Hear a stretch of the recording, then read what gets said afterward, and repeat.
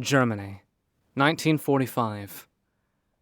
It started with a splash of crimson blood on snow. Uwe Fuchs went out, as he did every morning, to feed the last remaining animals on his farm. Half asleep, he trudged to the barn and lifted the bolt that secured the door. But inside, the livestock were unusually agitated. They crowded at the back of their stalls and looked at him with worried eyes. After he herded them to their pens and left them with a little hay, he decided to look for signs that a wild animal had approached the barn last night.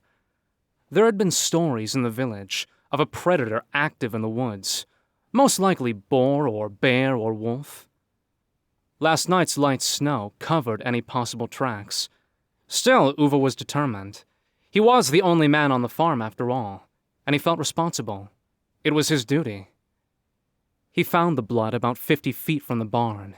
It trailed into the woods. He hesitated. Should he follow it?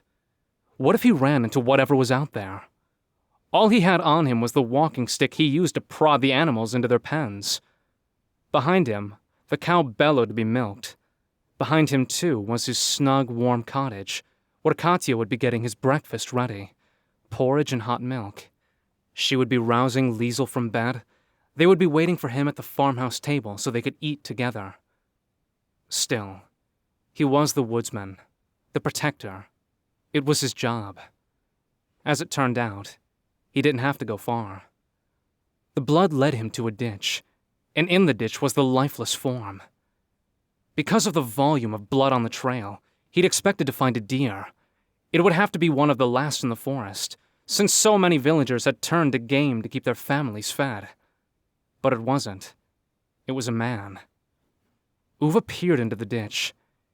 He dithered for a minute over whether he should scramble down to check on the man, who was short and thin, dark with olive skin, but he was clearly dead. His innards spilled out and glistening, red and wet in the morning sun. A dead man not 50 yards from his house.